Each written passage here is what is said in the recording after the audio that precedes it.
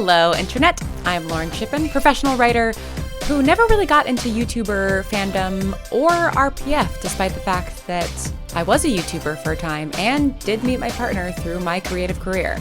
Hi, I'm Cher McAnelly, semi-pro shitposter who briefly attempted to become a YouTuber back in the day. Interesting. Yeah, with a grand total of one video. Mm-hmm. Hell yes. I'm going to need more details on that later. But first, this is Dashboard Diaries, a podcast for you, the folks who are in this internet bunker with us. We talk about what's going on in our favorite hell site, get into what we like to call Tumblr lore, do fandom deep dives, and share the times when we've gone feral over a new ship. So Cher, how has your last month on Tumblr been? Lauren, it has been a huge last month on Tumblr, perhaps one of my biggest months on Tumblr ever. Yeah. I do have some news. After 10 amazing years working as a member of the Tumblr staff, I am officially logging, or I have officially logged off as a staff member. I'm still a user. And huge news. Yeah, I'm no longer working at Tumblr. So more to come on what's next for me. But overall, just, had the best I had the most fantastic 10 years, a third of my life working at Tumblr. And I'm really excited to be on Tumblr again as a user, which I haven't been in a while.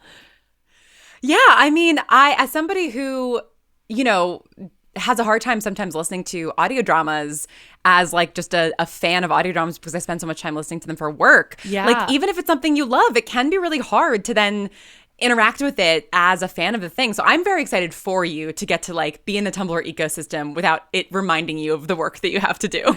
Thank you. I am so excited about that too. I obviously was on Tumblr pretty much all day, every day for the past 10 years, but really not in a working capacity. And my reblog activity on my personal Tumblr went down significantly.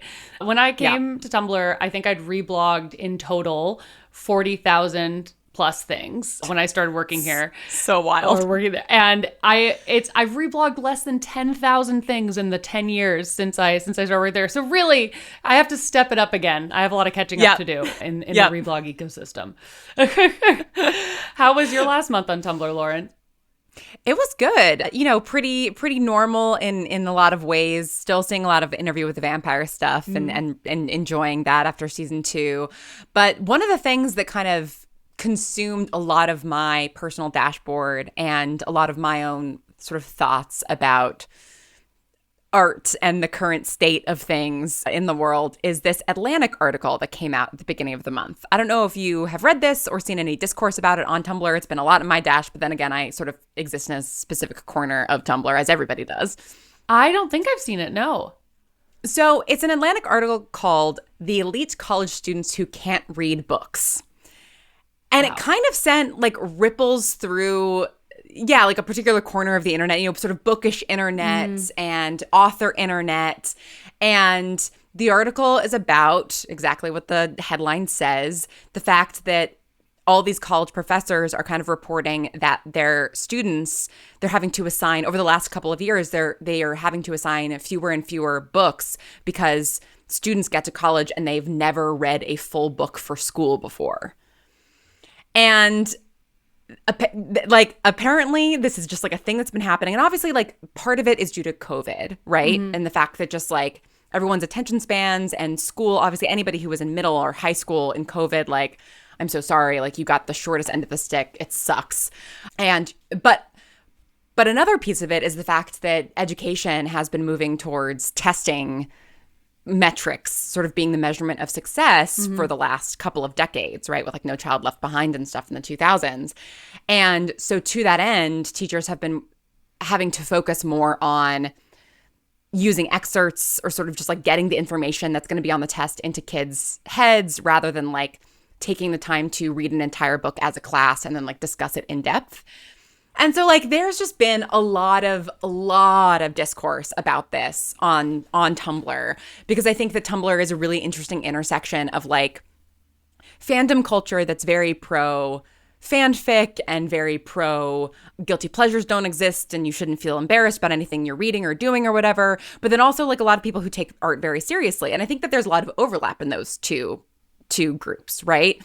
Because I think, yeah, a lot of people who read and write fanfic take art very seriously. And a lot of people who, you know, are very serious about classic literature or whatever also enjoy reading things that aren't that without sort of, you know, defining it as a guilty pleasure, right?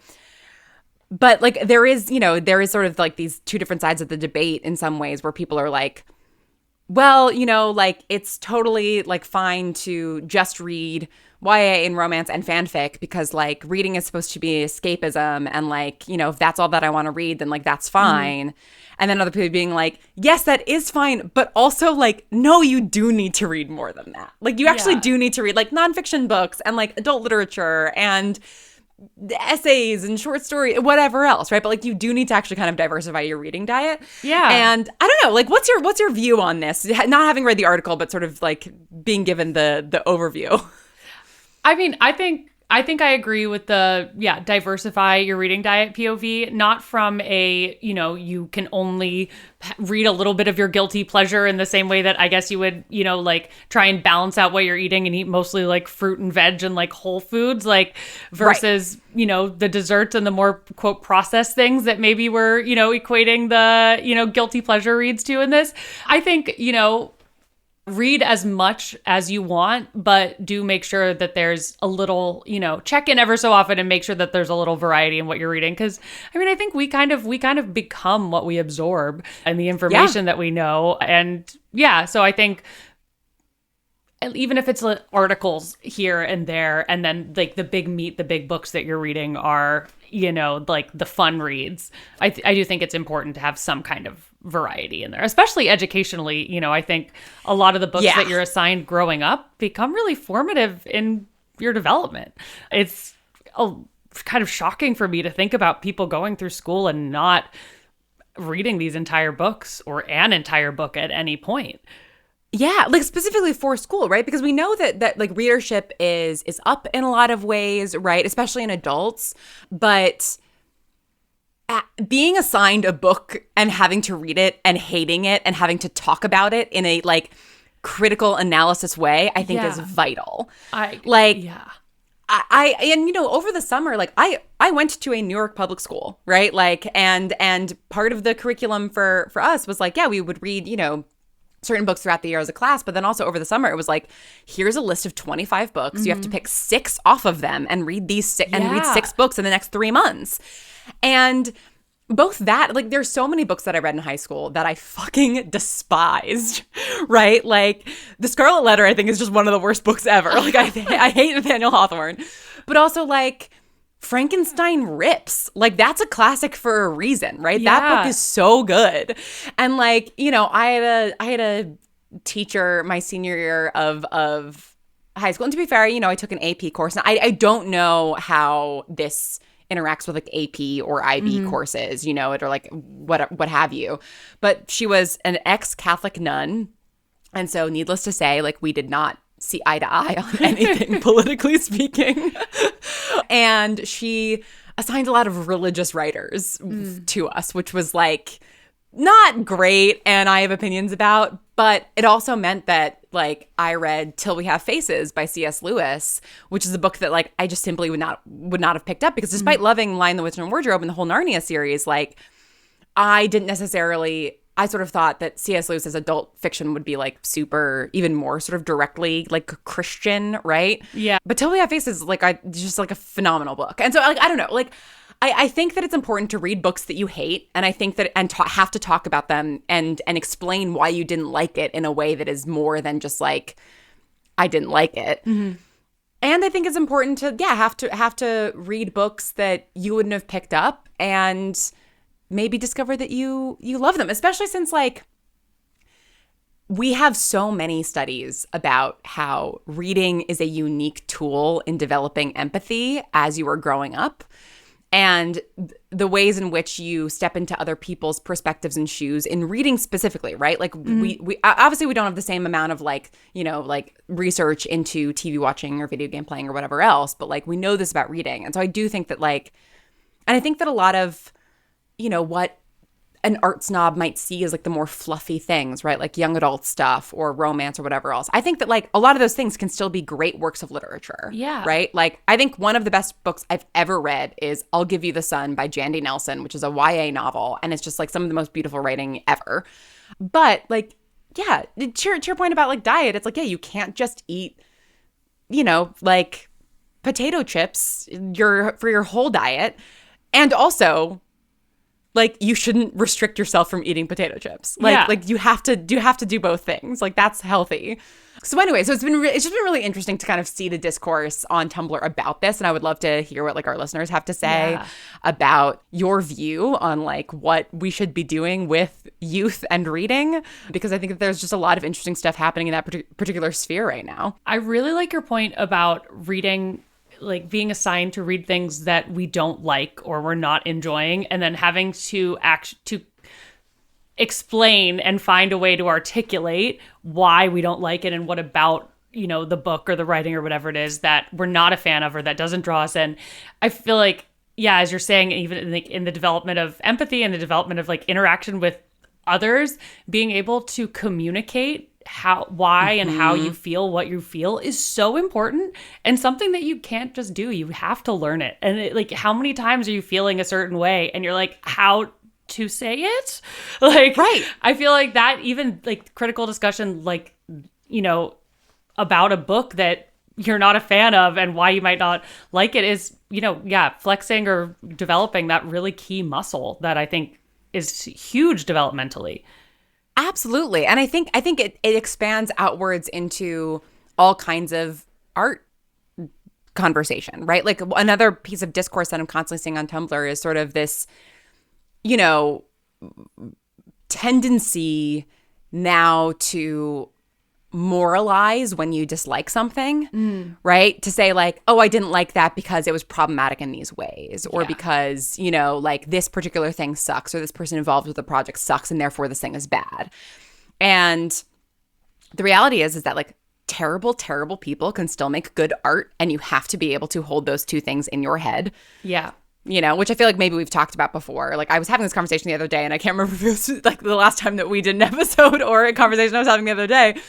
But, you know, I think that Buffy the Vampire Slayer is like still one of the best TV shows of the 90s. And I think an incredibly important piece of television and a very critical piece of like feminist television. And like it was made by, as we later discovered, a shitty misogynist. Yeah. Right? And of course, like there were like lots of people on that show who were wonderful. And that show owes so much to Sarah Michelle Gellar being the wonderful actress that she is. And I think the wonderful person that she is. But like those two things are true. Mm-hmm. And so I think that not only is it good to be able to like break down like, I didn't like the Scarlet Letter because of these literary devices, or because of this narrative thing, or because of this particular style. I think that it's important to do that so that then when you get to the end of that thing, like, for instance, A Farewell to Arms, that we read in high school that I just like did not like. And like by the time we sort of got done with like analyzing it, I'm like, fine, yes, Hemingway's a good writer. Like this is like constructed well.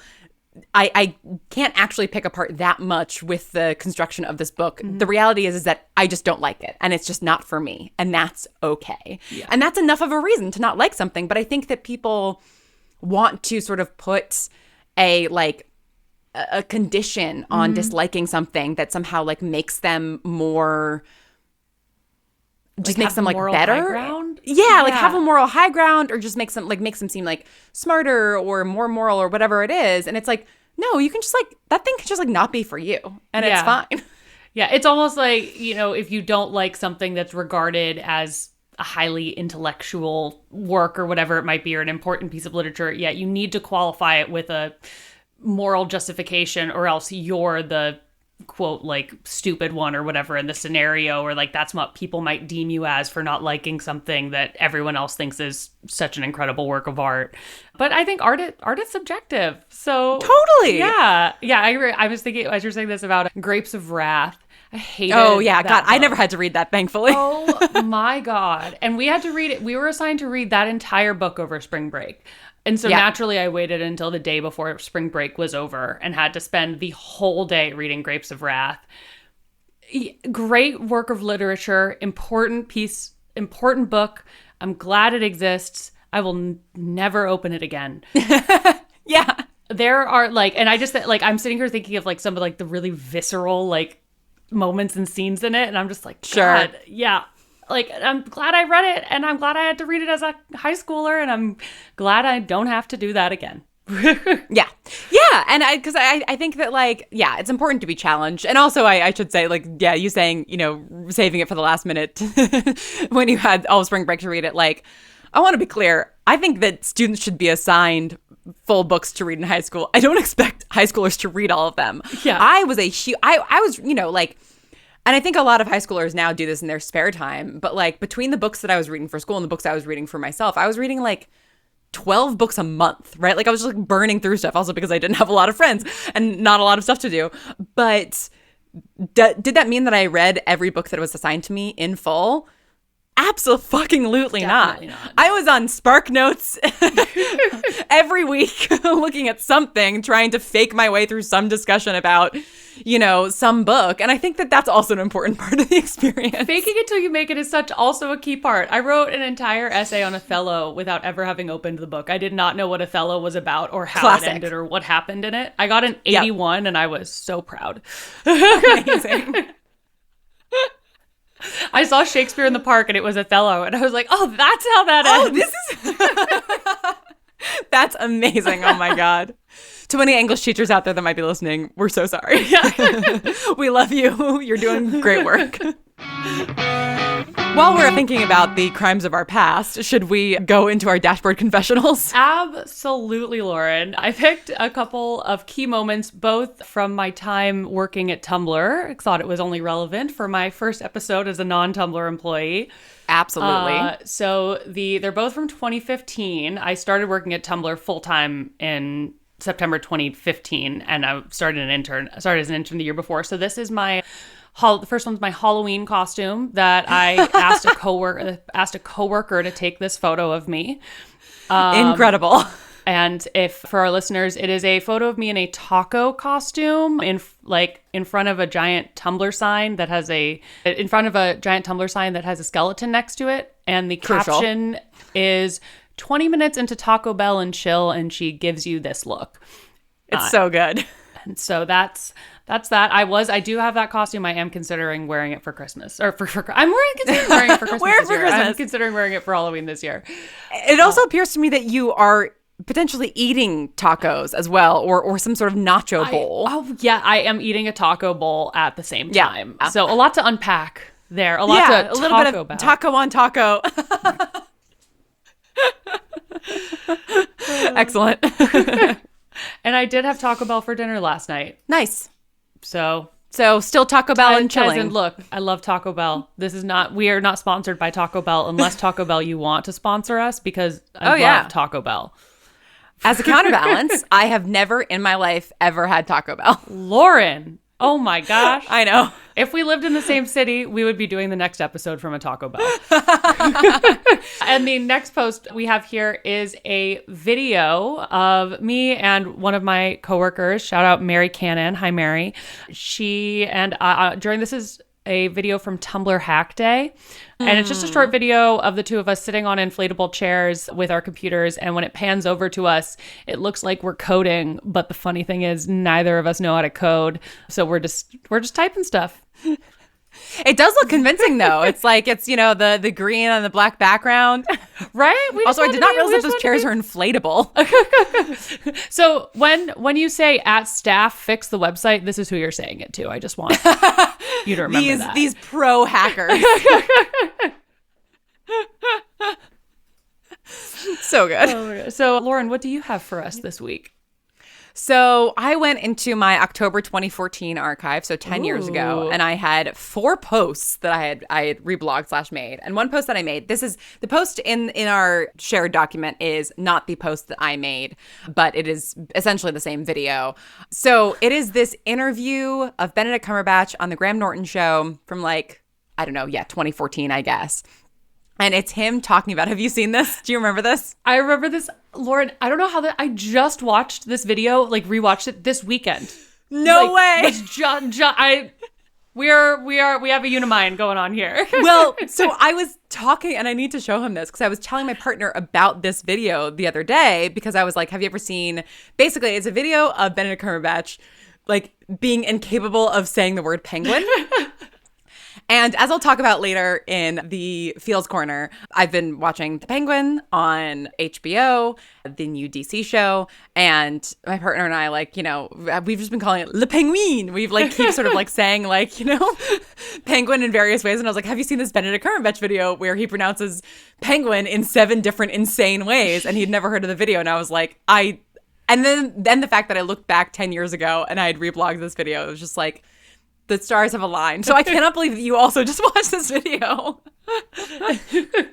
That's so good. Oh my gosh. The penguins are all marching to the same place. Again, my puns are really not on point today, Lauren. I gotta step it up. You know what? They're always great. Even at your the penguins are really the penguins, like the number of ways that he pronounces it it's amazing. Are there any words, Lauren, that you have trouble pronouncing? Oh, there definitely are. And I'm trying to think of what they are. Do you have some? For the longest time, when I would mean to say ethereal, I would say urethral. Slightly different things. Slightly different. That's so good. Oh my God. Oh, the thing. So I have a couple of like weird pronunciation quirks, but the one that like I have no idea where it's from. Me, my sister, and my mom all say it, so it's got to be a thing from my mom's family. Is that we say cashew rather than cashew? Cashew. And I don't know where that came from. I don't know. I didn't realize that it was weird until like 5 years ago. I almost want to say like bless you when you say it. Right. I know. That's the thing. And I never noticed that it was strange. But yeah, I'll have to think about what else I cannot pronounce. But cashew is definitely the main one. I feel like we've been on a real, like, you know, sort of like 2014, 2015 kick recently. And our main topic today, I feel like fits into that quite well and fits into the topic of last month's episode of just like, it's 2014 again. Yep. Right? Because like one of the things that's been trending recently is Dan and Phil. And I remember them trending a lot back in 2013, 2014, 2015. Cher, what is your knowledge of Dan and Phil? Like, what was your knowledge back when they were first coming onto the scene? What is your knowledge now? Where are we starting? So my knowledge of Dan and Phil, I would say, is pretty general, pretty surface level. I have been aware of them for as long as, you know, I've been on Tumblr, especially since I started working there. They both were and are very, very active on Tumblr. And my knowledge is essentially, like 2 best friends who Tumblr, you know, ships pretty consistently, who now may or may not be together. I think they are, but I don't know if they are, which I think is part of their shtick, perhaps. And so they're just like 2 OG YouTubers who just like get it. And I feel like they're very ingrained in the Tumblr culture. Like they are both, you know, two of the people who have the biggest fandoms on Tumblr. And they're also, I think, 2 of the biggest like super users of Tumblr on the other side of things. Like they really get it. Same. And I think the Tumblr community has really like followed them through and grown with them. I think there have been, did they have a hiatus at some point? Did I make that? I feel like they did. No, they did. Yeah. Yes. And so now they're back there. I have a tour coming up. And there was some big Dan and Phil just like internet moments in the last couple of days as well. I don't know if you saw that. I haven't in the last couple of days, but leading up to it, I did see that like, October 18th is like when I think one of them posted their first video or something, or they posted their first video. So it's like kind of an anniversary. So have there been any like major updates in the last couple of days? Yeah. So they did on that day, I think it was 10 years ago or 15 years ago, they did a video where they kissed or almost kissed. And it was like a big thing. And they did again, like this week, another video where they almost kissed. And so everyone was like losing it over the video. If you go to our drafts for Dashboard Diaries, I have reblogged or saved as drafts tons of posts largely about this because everyone was losing their minds over it. And Amazing. Also on the note of it always being 2014 again, I feel like there's a really good post that sums it up that I also saved from user Ray Ghosts, who said, Bill Cipher is alive. David Tennant is the Doctor. New Supernatural season might come out. Homestuck is updating. MCR and Fall Out Boy will headline a tour together. Dan and Phil are gay. Ian and Anthony are making Smosh videos again. MCU Loki has his own show. New Scott Pilgrim show used the same cast as the movie. Josh Hutcherson is being thirsted after. Like, it is 2014. It is 2014. Yeah. Like, it really is. So what is your level of knowledge of Dan and Phil? Are you a member of the fandom? Spelled with the PH? fandom, yes, PH. Yeah, because fan is kind of their like collective name. Yeah. So right before we hopped on to record this episode, I rewatched a video that I made back in, I think it would have been 2015, 2016. It could, because as I've mentioned on the show before, and as this show is somewhat inspired by, I used to do a YouTube channel called According to Tumblr, where I would try to explain things I knew nothing about based on just the Tumblr tag alone. And I did one on fan, and it was pretty much what you just explained, right? The fact that like these two guys are YouTubers, they're best friends. I believe that they became best friends because of YouTube. Like they met on YouTube and then became best friends and moved in together, and they've been roommates for the last decade, I guess. And they were roommates. And they were roommates. And they're British. In the video, which if you're an Atypical Artist supporter, you will see this video at some point. The According to Tumblr videos are no longer public, but I have been sharing them in sort of a drip feed to the Atypical Artist pals. So if you want to support what we do here, you can also see those videos.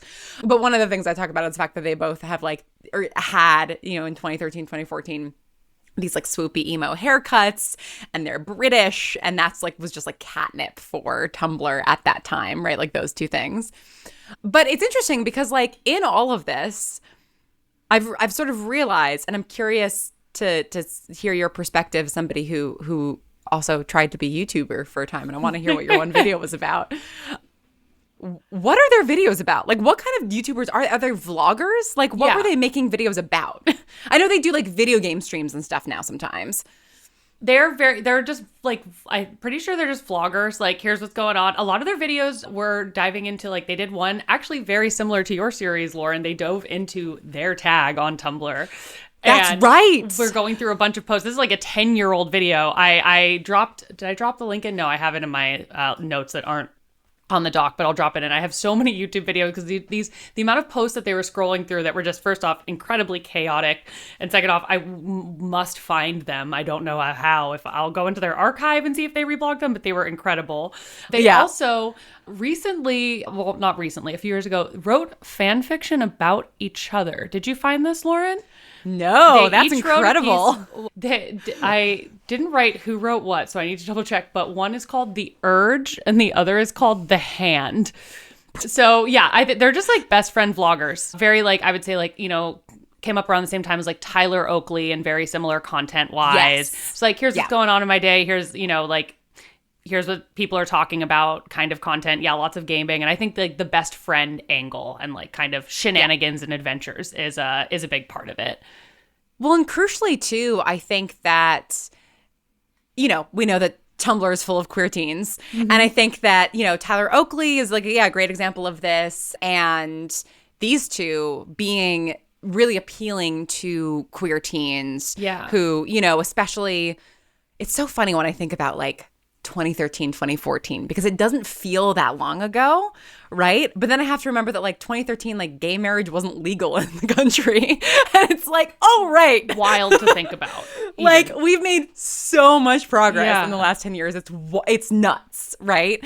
And so like, like I think 2013, like the sort of early days of like YouTube, like that sort of 2007 to 2013 period, like a lot of queer teens didn't necessarily have like other queer teens in their lives, like noticeably queer teens. And so they really gravitated towards these like YouTube, like the older sister, older brother kind of thing, or you know, like a crush or whatever, right?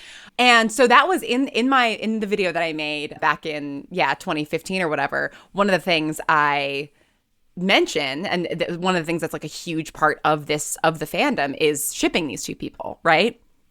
And in the video, you know, 10 years ago or whatever, I'm like, I want people to do whatever they want on the internet, but like I'm not going to talk about this in depth because like real person shipping makes me kind of uncomfortable, and like I don't know that I like love it. I don't do it, but like whatever, people do whatever they want. And I'm curious kind of if you are willing to talk about whatever view you have on real person shipping. It's totally fine if you're not. Like, yeah, what you think. Yeah, I think it's definitely something that I have felt, you know, not, at least personally, not something that I'm a huge fan of or have been a huge fan of. I always try to kind of avoid that like parasocial like relationship with, I guess, especially with like the era of celebrity or people that we're talking about, like rehumanizing people, because I think, you know, people get so deep into like fandom and shipping, they kind of start, you know, they forget the humanity of who they're talking about a little bit. But I also, you know, can't like I think there's a difference between like being like I'm actively, you know, like a huge, I don't know, I don't know if I'm saying this correctly, like actively a huge shipper of someone versus like these two people I would love if they ended up together, like seeing that, like I definitely do. Despite those feelings about it, which are obviously very complicated and I'm working on articulating them, maybe I should have talked more about Grapes of Wrath in school. Maybe it would have helped me articulate this more. But I do like, you know, you feel that warm fuzzy feeling when there's like a public couple that you think is so sweet or cute, or when you like, there are people that you want to get together, like that you're like, oh, it's so cute that they're together. Like I feel like Tom Holland and Zendaya are like a great example. Oh my of God, this. Like, yes. They no parasocial relationship, obviously, but they must stay together forever. They have to stay together. Like I definitely, so I have that kind of complicated feeling about it, where I'm like, I want to make sure to, you know, keep remember the humanity of people, but also, you know, there is some fun aspect to it, or like sweet aspect when you see couples happen in real life and you feel like, you know, people kind of feel like, you know, they know Dan and Phil, right? Like they've been following them for years. They've been watching their videos. It's easy to get that kind of parasocial relationship or like feel that connection because you do know a lot about their lives. I think it's totally valid to then feel happy if and when they end up together and that's something you've wanted. Absolutely. Yeah. And I think that like, I think that for the most part, when we're talking about parasocial relationships these days, we are talking about things like, you know, Chaperones fans stalking her family and kissing her on the mouth, you know, and like things that are like, we all agree are like not okay. Let's not do like, that. Yeah. Let's not do that at all, please. But also like, I think that there are absolutely healthy parasocial relationships, right? Like I think that like, you know, I have a couple podcasts that I listen to where it's like, these people are my friends and I'm just listening to my friends talk about something and it's nice and it feels like I'm, you know, hearing my friends talk about something I don't know something about. And like, I think that's totally fine. I think that, yeah, like a you know, queer teen looking up to a queer YouTuber or whatever. Yeah. And, you know, feeling like that person is taking care of them in some way, is a role model to them in some way, cares about them in some way. I think that like, that's okay. I think that's actually can be like a really, really positive thing. And I'm with you. I think that like what you articulated about real person shipping is basically what I feel now. I think the danger comes when it's being thrust in the subject's face, right? Or it's being commented on their videos, or it's being sent to them, or it's being, you know, replied to them on Twitter or tagged them on Tumblr. And like if you are, you know, directly putting that in someone's face or harassing them about it, right? And this is where I think like the Dan and Phil thing is really interesting, because I said, you know, a lot of queer teens gravitated toward them, but like they were not out, right? And like, so part of this shipping was also people speculating about their sexuality. And eventually they did both come out as gay, I believe. And yeah, and like they've said that they're very private people and that they have been in a romantic relationship at one point, but it's like unclear if they are now. But I think they still live together. So it's like, who knows, right? But like, it's absolutely none of our business. Yeah.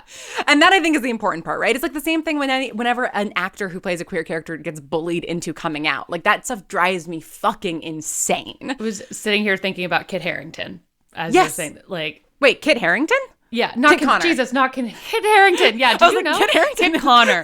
Thank you. Absolutely. Different British Kit. Yeah, I was also thinking of Kit Connor because that like breaks my fucking heart. Yeah. It like just truly no words, especially, I mean, obviously like at any age, but for especially a young actor just getting, you know, coming into the space, playing this role and just immediately, you know, getting piled on and feeling forced to share this intimate part of himself that frankly is no one's business, you know, unless he wants it to be, like, unless he wants to share it. And also just for, you know, coming out is such an important and pivotal part of the queer journey, and to feel forced to do that, oh gosh, it just feels so icky. Sucks. That like, and the thing is, I feel like largely the people who forced him are the people who are supposed to be supporting him and his fans. Exactly. Yes, exactly. Like I think that as, and obviously I have no idea how Dan and Phil feel about this, but it seems to me like they just basically ignored this sort of speculation for years and years and years, and eventually, I hope, came out on their own terms, right? As like the world got more accepting and they, you know, got older and maybe got more comfortable with themselves or whatever. And I frankly love that they haven't confirmed if they're in a romantic relationship or not. Hope they never do. Yeah, I hope they never do. And I hope that they continue to live together. And I hope that like one day we just like see them with wedding rings on and they never confirm anything. Like, I love that shit. They just like, keep like acquiring more children, and you're like, right, so exactly. Are they is it like a co-parents, friend, or are they like co-parent? Like yeah. Because like, yeah, it's like we are not like, even though they are vloggers and their celebrity is in part due to them letting people in on their personal lives, they still get to decide what that looks like, right? Yeah. And like, and I totally agree with you too on like, despite the fact that like, I'm not really inclined to like real person ship. I've never written or read fanfic for it. There's not like any celebrity relationship that like I actually care that much about. But like, yeah, when Tom Holland and Zendaya got together, I was like, fuck yes, this is great. And same thing with Kerry Russell and Matthew Rhys, like being a married couple in The Americans, and then one day just being like, oh, by the way, Kerry's pregnant and we've been in a relationship for the last couple of years. Like, I love it. I love that shit. And then them talking about how they would sneak off like set to make out in the first season. Like, that's so great. I love it when fanfic becomes fan fact, you know? That's exactly. So nice. And I'm just thinking like the Tom Holland umbrella lip sync battle video, which everyone was like, is this him courting Zendaya? Like, which, yes. yes, it was. Which never gets old. Iconic. Amazing. I would, absolutely. if someone did that dance, I would marry them. So. Oh, 100%. Yeah. Yeah, and like I think that, you know, I think that a lot of people enjoy celebrity gossip, and I think that for the most part, like again, like that's mostly okay. And you know, I know that there's been so much, I have seen like a lot of chatter in the last couple months about Ben Affleck and J-Lo breaking up, and then like people have been shipping Ben Affleck and Matt Damon since like the dawn of time and that whole thing. And which like, I do love so their friendship. Oh, their friendship is so great. And like, yeah, like again, like I think that stuff is mostly fine, and but that's the kind of stuff that I don't really have an opinion on. Like I don't really care if celebrities break up as much as I care like, yeah, when like two people are like, oh, by the way, we are actually have been in love for a long time. Like that always makes me really happy. Yeah. And I think it's like interesting to see.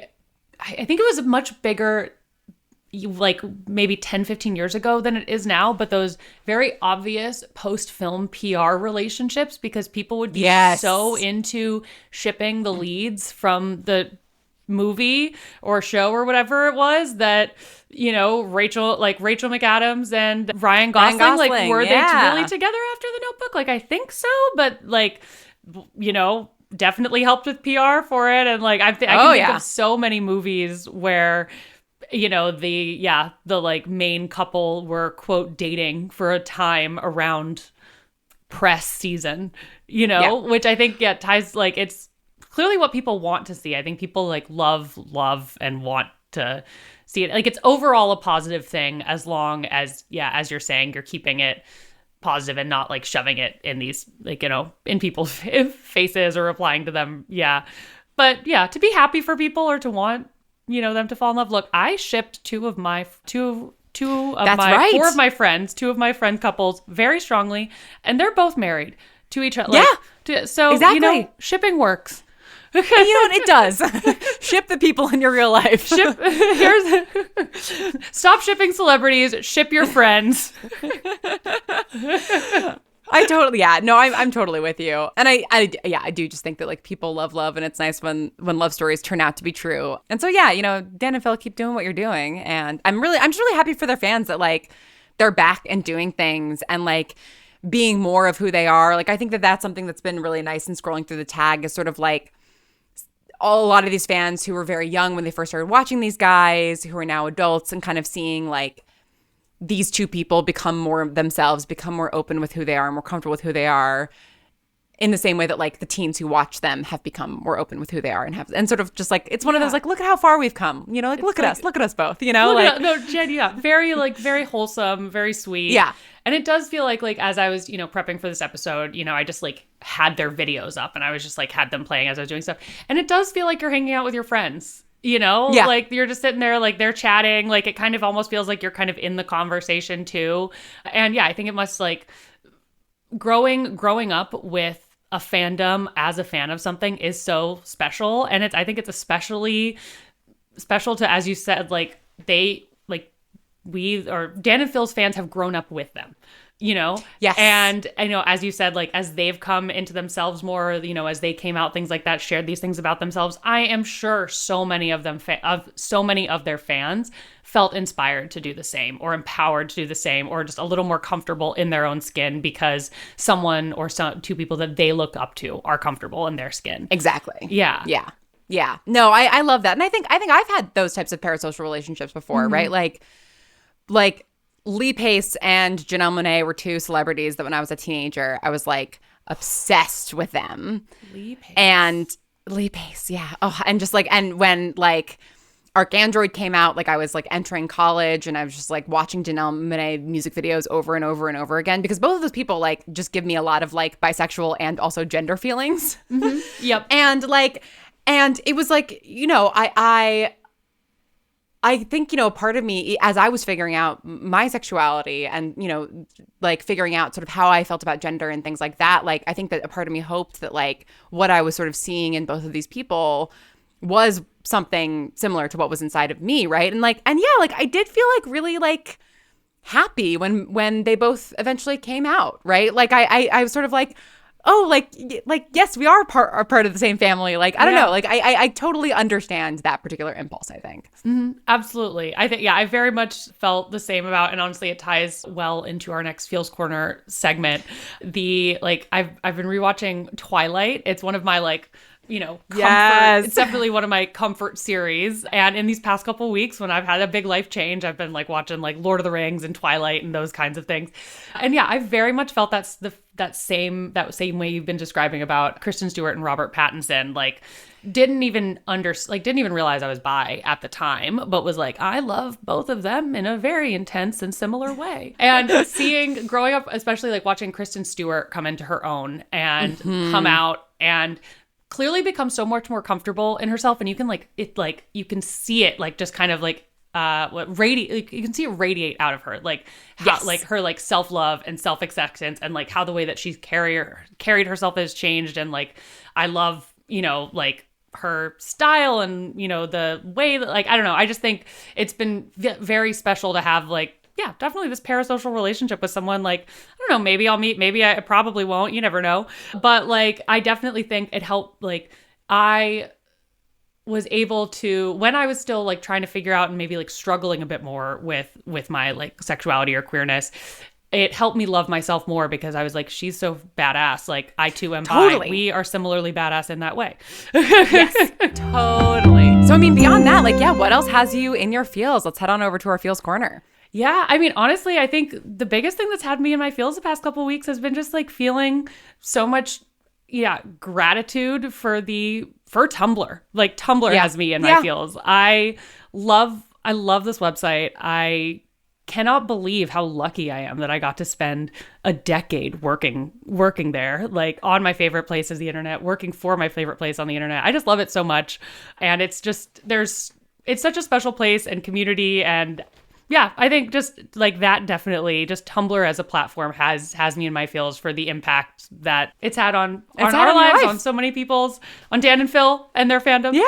So yeah, that's what has me in my feels. Just a, small thing. Just a small thing. Just a huge seismic shift in your life. What about you, Lauren?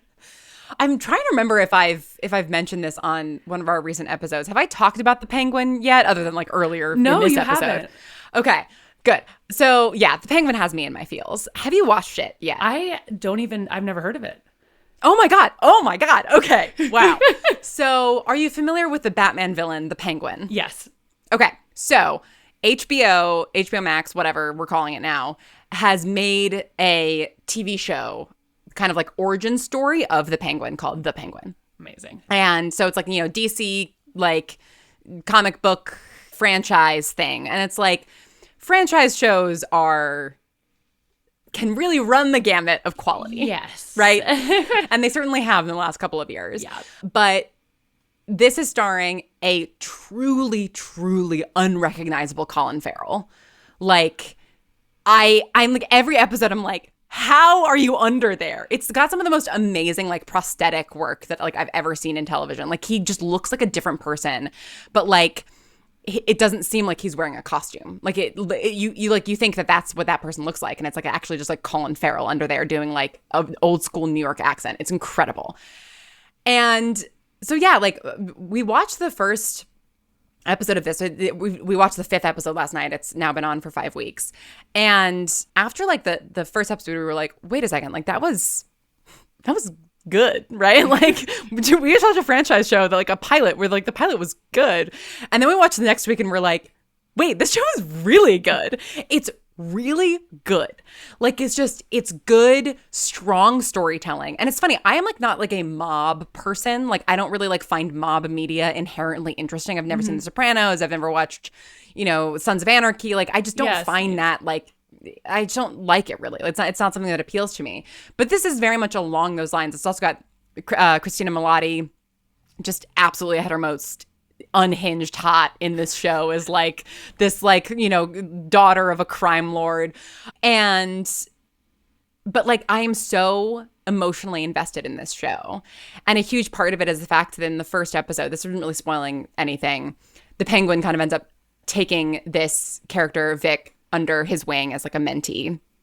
And this kid is like, I want to like wrap him in cotton wool and just like protect him from the world. And I can already tell that like it's going to be very much a like Walter White, Jesse Pinkman type of relationship. Like that's already what it's growing into, except like Vic is like in such a like sweeter, softer place than like Jesse Pinkman was when he started.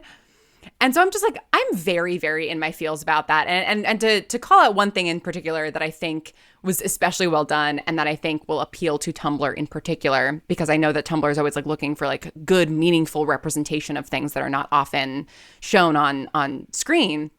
There's this scene in either episode 2 or episode 3 where Oz, the Penguin, and Vic are talking about, they're like having lunch at this fancy place. And, they're both like these underdogs trying to kind of move their way up in this crime world. And they're talking about kind of the way that people perceive them. And like, Oz trying to sort of always overcome like the way that people perceive him, because he's in the show. I don't know what it is in the comics, but in the show, he's called the Penguin because he like waddles. Mm-hmm. And he does that because he has a disability in one of his feet and wears like a brace on his foot and, has a limp essentially. And he also has a lot of scars on his face. And then Vic has a stutter. And they have this conversation that's like so subtly about being disabled in a way that I've like just never seen on TV before. Like I've never seen two characters who have disabilities talk about the way that the world perceives them. And it's done in a way where it's like, after the episode, I was talking to my partner about it and I was like, I love that scene so much. Like I've just never seen like two characters with disabilities talk about that in that way. And he was like, oh my gosh, like I didn't even think about it that way, but you're so right. Mm-hmm. And it's like, well, yeah, because like it's good writing, right? It's not like shoving the representation in your face, but I I have arthritis, and for many months when I first got it, I did use a cane, but it was also like an invisible disability, right? Like I was in a lot of pain, and so like unless I had my cane, like you couldn't really tell that I was disabled, and it still sometimes is disabling if I have a really, really bad flare up, and just like. So it's like I was coming at it from that perspective, and it really like rang true to me in a lot of ways. And so like, I don't know, I just like, it's really good writing. I want to protect Vic with everything in my life, and I'm so worried that he's going to be murdered in some terrible way. So that's my long pitch for why you should watch The Penguin. Well, I definitely will. I have a lot of time. And I similarly, like, I will watch any like comic book spinoff show, and the bar is always on the floor. Like, I never have hopes for it. I'm always excited for it to be. I mean, Agatha All Along, another one where it was like, holy shit, this is fantastic.